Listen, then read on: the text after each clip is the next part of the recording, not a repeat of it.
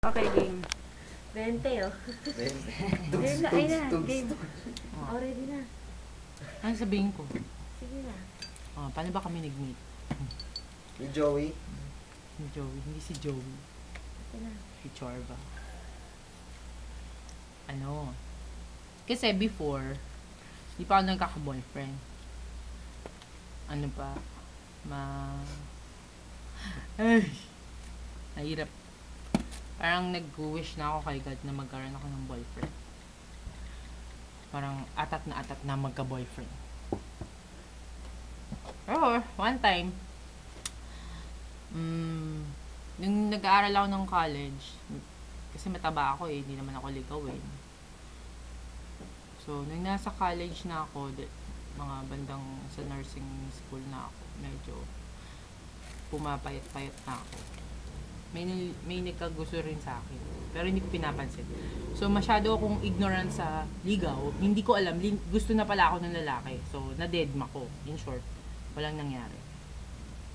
Tapos, nung nasa college na, lumipat ako ng school, na-meet ko yung first jowa ko. Ano siya? Hindi ko rin naman alam na siya yung maging boyfriend ko eh. Kasi, nakakasalubong ko lang naman lagi yun sa sa library. Kasi sa school namin, wala naman kaming parang lounge na para magstay yung mga estudyante. Kasi maliit lang yung school namin. So, yun lang. Laging pag may pasok, nakakasalubong ko tong taong to. Siya, palabas siya ng library, ako papasok. Or, minsan, papasok siya, ako naman ang palabas. Tapos, sa beses, na February 13, 14, may nag-text sa akin. Sabi, "Hi, ganon. Happy Valentine's Day." Ayan. Si ano pala ito? Si Tutut. Sabi ko, "Oh, sino to?" Ganun. As hindi ko siya pinansin, dinedma ko. Kasi, hindi ko siya kilala eh. Kasi isang beses, may klase kami noon. Nag-text na naman sa akin after 1 week. Nag-text na naman siya ng after 1 week. Sabi niya, "Hi, napakasuplada mo naman, ganyan-ganyan." Parang ganyan, hindi ko daw siya pinapansin. So sabi ko, sino to? Nagkataon, katabi ko to. Itong isa kong friend na to. Tinanong ko, sino si ganito? Kilala niya pala. Sabi niya, si ano pala yan? Si ano yan? Si Marcoba. Si Marcoba. Sabi nga yun. Sabi ko, bakit? Wala, kinakamusta ako. Ganyan. Tapos, wala lang. Dinedma ko pa rin. Kasi wala akong load. Hindi ako makatext back. Tapos, after no, nag-text na siya ng madalas. So, sinagot ko na. Sabi niya, ikaw pala. Sabi ko, kamusta? So, ginawa ko, para maging sure ako na siya talaga yun. Kaklase niya yung best friend ko. Tapos, sinilip ko siya kung siya yun. Kunyari, tinignan ko yung kaibigan ko. Tinatawag ko yung kaibigan ko. Pero ang totoo, ang purpose ko nun, makita ko kung ano itsura niya in person. Kasi nakikita ko lang siya ng madalian, di ba? So, nakita ko siya dun. Sakto naman, malapit siya sa pintuan. Nakita niya talaga ako. Sabi ko, shh. Tapos para siyang matutunaw sa kinauupuan niya. Pumunta siya sa ilalim ng table. Sabi ko, so kinilig naman ako. After nun, doon na nag-text na kami. Gusto niya ako hatid. Hindi ko pinapansin kasi may duty pa ako. So in short, isang beses, inanuhan ko, sinabi ako, okay, sige, magkita tayo. Nung nagkita kami, hinatid niya ako sa bahay.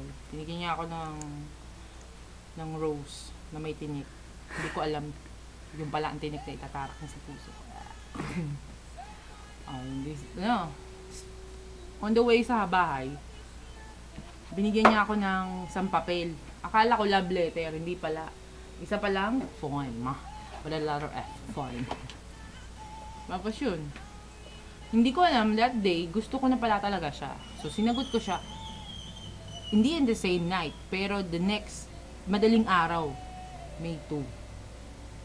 May 2 ba yun? March 2. Hindi ko alam kung May o March. Ayun. Naging kami na. Tapos nun, nakikita na lang ng mga friend ko, hinatid ako. Tinutokso ako. Siyempre, kilig. First time kong nanood ng sine, kasama siya. Alam mo yun, masarap yung feeling na for the longest time, meron na yung tao. Kasi ang hinihiling ko dati, na kahit isa lang, na sana may makasama ako. Kasi nalulungkot ako na lumakad mag-isa. Alam mo yun, yung wala kang, parang sila, umaalis sila, may kasama sila. Pero ako, nag-isa lang ako. Kaya nalulungkot ako. Kaya yung dumating yung taong yun, grinab ko na. Kasi gusto ko rin naman na yun. So, kachipan man, sinagot ko rin siya the next, mga madaling araw. Yung sa afternoon, naging okay naman kami for 1 week. Kasi next week, okay din naman kami. Hindi ko alam ba't kami basta nagkaroon kami ng tampuhan nung araw na yon, yung ilang days na yon. Mga 1 linggo kami hindi nagkita o 2. Tampuhan mag-boyfriend and girlfriend kasi first time hindi ko alam mag-handle ng relationship. Yung birthday ng kapatid niya, pinapunta niya ako. So, ang sabi niya sa akin, ako daw yung first na girlfriend niya na pakikilala niya sa parents niya. So, dumating kami dun sa bahay nila. Pagdating namin, masaya ako, ganyan-ganyan. Pag uwi ko sa bahay, the next day, tinatawagan ko siya kasi hindi niya ako tinatawagan o wala siyang connect. Wala talaga. Tapos bigla na lang siyang, sabi niya, umiiyak siya sa akin, sabi niya, wag na daw. Hindi na daw muna kami. Kasi daw, yung parents niya daw, ganyan daw. So, hindi ko nagiget yung point niya kung bakit. Doon nag-start yung dilubyo. Hindi niya na ako kinontak. Nung nakipag-break ako, hindi ko pa siya binibreak nun. Kinausap niya ako, parang kami, pero hindi na kami. Kahit na sabi niyang, okay, hindi, parang paglalaban niya ako sa magulang niya pa rin. Yung parang hindi naman paglalaban, yung parang, kahit ayaw sa akin ng magulang niya, pagpatuloy pa rin kami. Pero, na-less na yung ano niya, yung text niya, yung tawag niya, na-less talaga. As in, so lalo akong nagtaka. So, pinausap ko siya, sabi ko, tingin ko hindi ka pa ready sabi ko gano'n. Siguro mag-break muna tayo. Sa gitna ng kalye, hindi niya ako iniwanan niya ako, tumawid lang siya mag-isa. So parang feeling ko, ay, ganito pala tong taong to. Sabi ko gano'n. Iniwanan, hindi niya ako hinatid Talagang mag-isa lang siya na tumawid. Tapos tinitignan ko siya dun sa kabilang side. Parang ano ba to? Tapos after nun, nung sinabi ko sa kanya makikipag-break ako, kinagabihan, makikipagbalikan na naman siya sa akin. Sabi ko, syempre madidisappoint ka sa taong gano'n nung iniwanan ka sa kalye. Diba? Parang, ano ba yan? So, ang ginawa ko sa kanya, sabi ko, ayoko muna. Syempre magpakipot ka naman kahit paano, diba? Yung araw na yon hindi niya na ako kinontak, hindi niya na ako tinawagan, o ganyan-ganyan, ganto-ganto. So ako naman yung nagtanong, bakit hindi na siya bumabalik? Sabi ko, ba't di na siya bumabalik? Gusto ko siyang lapitan. May pride din naman ako as babae na ako yung lalapit na una. Pag nakakita ko siya, parang ang saya-saya ko, pero totoo hindi ako masaya na. Parang kunyari, wala lang yung nangyari sa amin. Dead ma lang. Pero in deep inside, medyo nadudurog ako nun.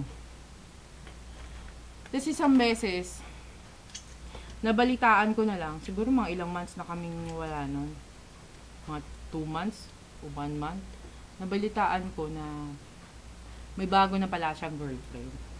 Yung girlfriend na yun, yung girlfriend niyang bago, nag-aaral din doon sa pinag-aaralan namin. Same building. Pareho kami. Kaya lang, lower batch yung babae. Yung babaeng yun, kunento niya rin yun sa akin nung bago-bago pa kami. Ang sabi niya, may ka-Emmy daw siya before, dun sa dati niyang school, na nasa De Los Santos na. Hindi ko alam na yun pala yung babae yun. Na ngayon, na girlfriend niya after me again. So, yun yung nangyari. Parang, masakit, pero kaya ko that time. Kaya ko talaga that time. Kasi, matagal naman na kami. Pero nakita ko yung babae, naglalakad, kasama siya. Nasa likudan siya. Masakit yun ha.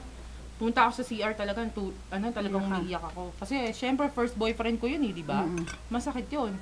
So, nung umiiyak ako, nakita ko ng mga klase ko, bakit? Ganyan. Sabi ko, wala, okay lang. Yung 2003, mga December, nag-text siya. Di matagal na kaming walang connection, di ba? So, parang wala na lang. 2003, December, may gimmick yung mga magkakaklase. Sila, basta yung mga, nila Kai. So, humimi kami. Nagpakita talaga akong maganda sa kanya. Kasi medyo pait pa ako nun. Nagpakita talaga akong maganda sa kanya. Hindi ako nagpapakita ng, ayos. So, naramdaman ko nung oras na yon, may concern pa rin siya sa akin. Kasi may iba akong linalandi nung araw na yun. Kasi, so makita niya na nag-move on na ako. Alam mo yun? Pero, totoo lang, hindi pa. Tinatry ko lang yung sarili ko na nag-move on na ako. Then after nun, mga December din, naging okay kami. Ganyan. Sabi niya sa akin,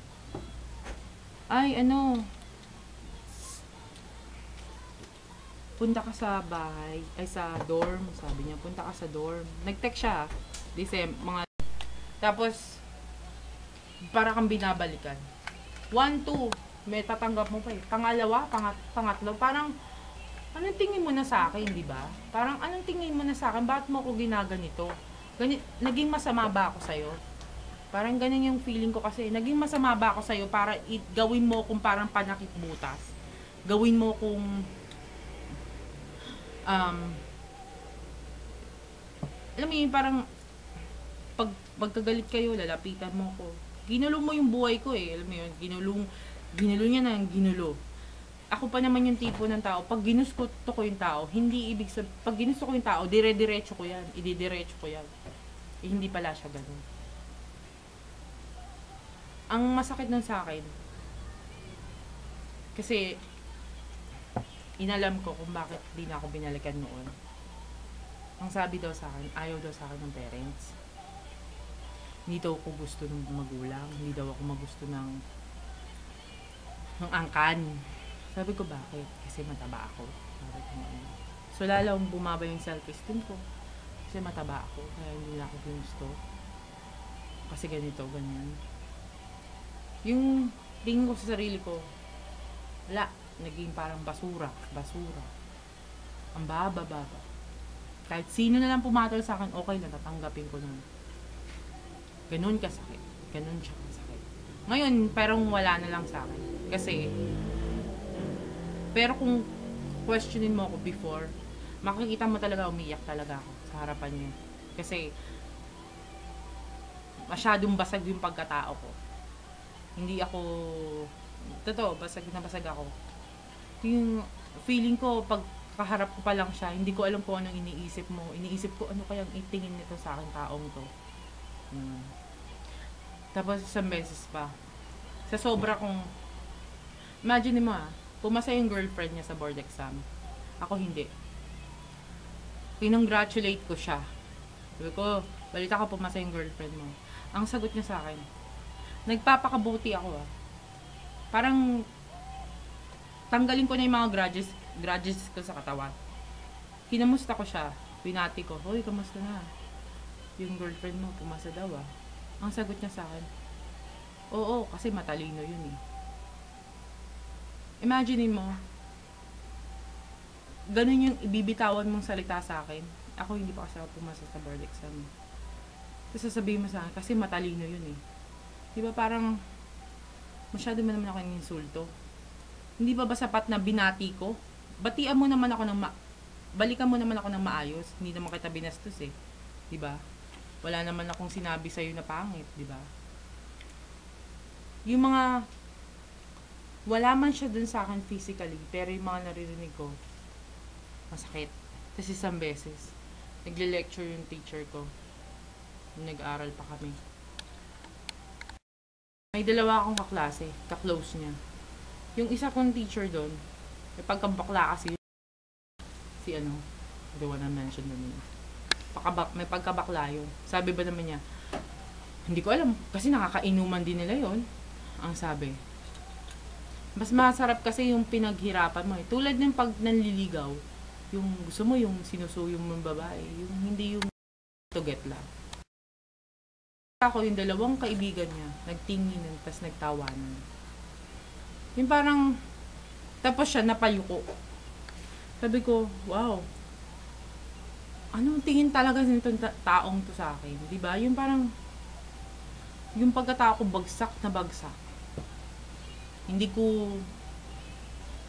feeling ko ang bobo-bobo ko, ang tanga-tanga ko, ako na yung pinaka walang kwenta dun sa school na yun. Pag nakikita niya, parang feeling ko pinagtatawanan ako ng mga kabarkada niya. Mga ganun tipo. Ganun ako ka-down noon before. Hindi ko alam kung paano ko ibabangon yung sarili ko. Hanggang nagdasal ako, nagdasal. Kasi sabi ko, dadating din ang point na hindi ko man siya makalimutan, pero mawawala na yung pain. At saka, pagtatawanan ko na lang yun. Sa sarili ko. Ang ginawa ko, nakipag-meet ako sa iba. Pero kahit nakipag-meet ako sa iba, wala pa rin. Kahit minanligaw, wala pa rin. Kasi, ang gusto mo, siya lang. Siya lang talaga. Kaya lang, ang malaking tulong niya sa akin, kaya ako nakaget over. Kasi nagdasal ako. Nagdasal ako ng nagdasal. Kasi masakit siya. Na para kang mababaliw. Mababaliw ka na. Minsan nga, nadadala ko pa rin siya hanggang ngayon. Kunyari, nagkamali ako. Ay, putang ina siya. Mga ganun ako. Ay, putang ina. Tapos nababanggit ko yung pangalan niya. Yun yung naging habit ko before. So, hanggang ngayon, nadadala ko pa rin yun. Pero yun, wala na. Wala na sa akin. Parang, I move on. Dasal lang ako ng dasal. Kasi, wala namang makakatulong sa akin eh. Kasi, ang tutulungan ko lang yung sarili ko para makaget over. Kasi, unang-una, ayoko magpakamatay. Bakit ako magpapakamatay? Kawawa naman yung parents ko. Tsaka nun, kasalanan ko sa Panginoon yun. Pangalawa, pag namatay ako, masaya siya. Ano? I'm a loser. Diba? Dapat masaya din ako. Yun ang naging katwiran ko. Tinerapi ko yung sarili ko. Nag-self-therapy ako. Kaya yung MYMP, hindi ko yung nakikinggan eh. Kasi yan eh. During yung kasagsagan ng MYMP, yan yung pinakikinggan ko. Kaya hindi ako nakikinig ng MYMP. Hindi talaga. Kung marinig ko man, kinanta ko man, dun lang yun. Pero ayoko siya narinig. Hanggang ngayon, hindi ko siya gustong marinig. Ayoko siya marinig. Masakit eh. Masakit. Kasi masakit na gawin kang basura. So, yun. Nag-self-therapy ako. Nagdasal ako. Nagdasal. Hanggang makamit ako ng taong sabihin na natin, hindi ko binigay sa kanya yung 100%. Kasi binigay ko na 100% ko. Akin na lang yung siguro 80%. Sa kanya 80%, pero ako may 20% ako sa sarili ko. Kasi takot na ako. Pag binigay ko yung 100% ko, dahil hindi ko alam ang kapasidad ko, baka ako mabaliw. Kaya, ginawa ko, pray lang ako ng pray. Hanggang makaget over. And I met that right man. Kaya whoever na nasaktan, matagal man makaget over, pero malalampasan mo rin yan. Kasi hindi naman, kumbaga hindi dapat tayo nabubuhay sa ibang tao. Hindi natin dapat binibigay yung buong buhay natin doon sa ibang taong mamimit natin. Dahil, you never know kung kailan sila mawawala. Tama lang. Yun. Ngayon, happy na ako. Dahil, I met the right guy. sino? Explain ako. It's... Yeah! Tapat na kayo nag-meet. Tapat O, yung yun. video. Game. Sa ex ko, kasi maganda na buhay niya sa totoo lang. Napakaganda ng buhay niya. Napaka-bless niyang tao. Matalino siya. May itsura. Hindi ko alam kung may girlfriend siya. Pero kung may girlfriend man siya, I'm happy for him. Kaya lang, hindi ko hinihintay, kasi before hinihintay ko mag-sorry ka eh. Kasi yung ginawa mong pain sa akin,